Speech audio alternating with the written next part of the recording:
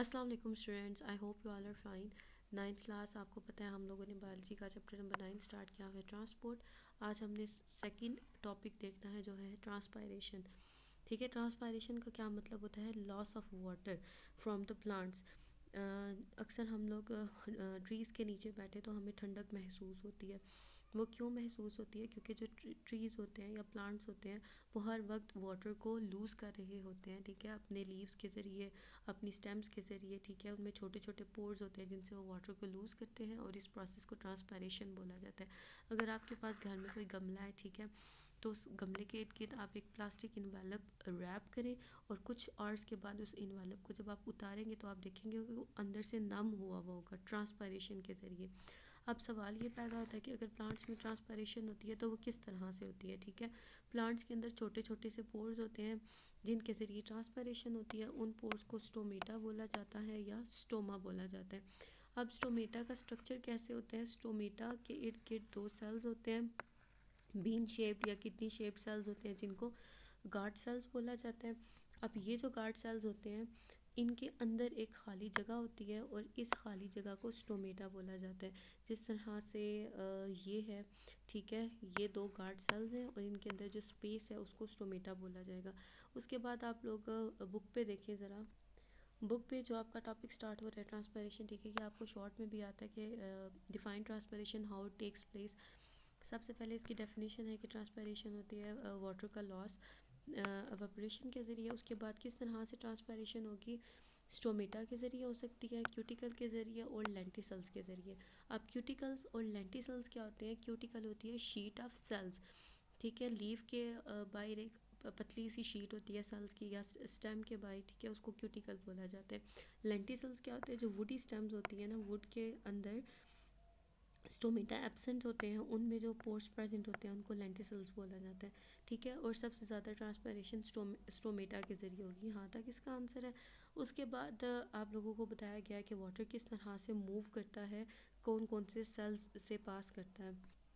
उसके लिए आप लोग अगर ये डायग्राम देखिए, इसमें एक्सप्लेन किया हुआ है। आपको पता है कि प्लांट्स में जो वाटर होता है वो जाइलम टिश्यूज़ में या जाइलम सेल्स में होता है। ठीक है, अब ये वाटर जो है वो जाइलम के ज़रिए इन सेल्स में मूव करेगा। इन सेल्स को मीज़ोफिल सेल्स बोला जाएगा। ठीक है, वाटर इनमें मूव करेगा और फिर मीज़ोफिल सेल के बाद जो सेल वॉल होगी उसके ऊपर एक पतली सी लेयर बना लेगा जिसको थिन फिल्म बोला जाएगा। अब ये जो सारी खाली जगह है उसके बाद वाटर इस एयर स्पेस में मूव करेगा और यहाँ पे मूव करने के बाद वो स्टोमेटा या पोर के ज़रिए जो है वो बाहर इन्वायरमेंट में मूव कर जाएगा। ठीक है, बहुत सारे जो प्लांट्स हैं opening and closing of stomata में देखिए, जो प्लांट्स हैं वो दिन के वक्त अपने स्टोमेटा को ओपन रखते हैं। क्यों? क्योंकि दिन के वक्त उनको कार्बन डाइऑक्साइड की भी ज़रूरत होती है और जो कार्बन डाइऑक्साइड है वो स्टोमेटा के ज़रिए प्लांट्स के अंदर मूव करता है। ठीक है, it is the responsibility of stomata to regulate the transpiration by the actions of guard cell.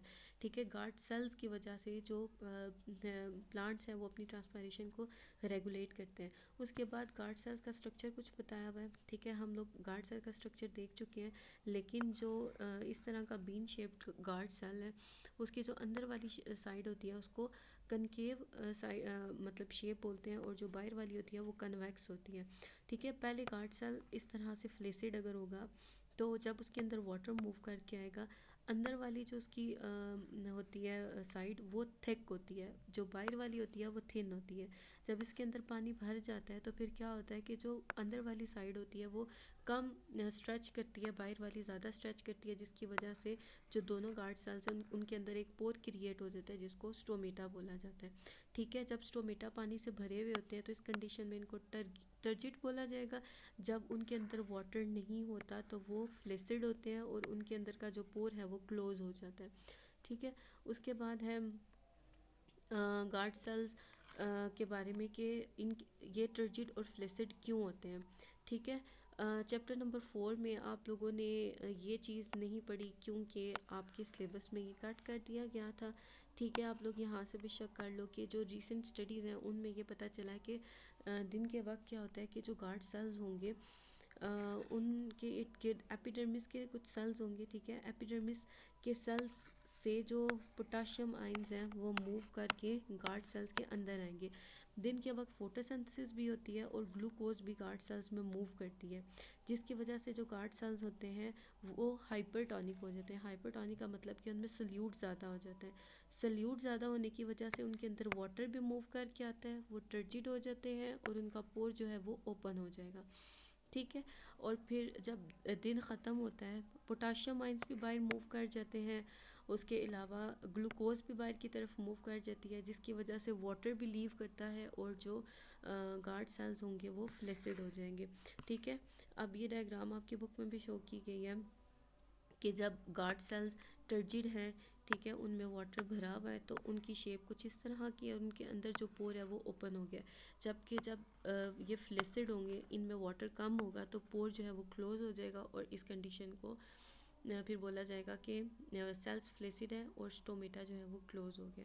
ठीक है। So that's all for today.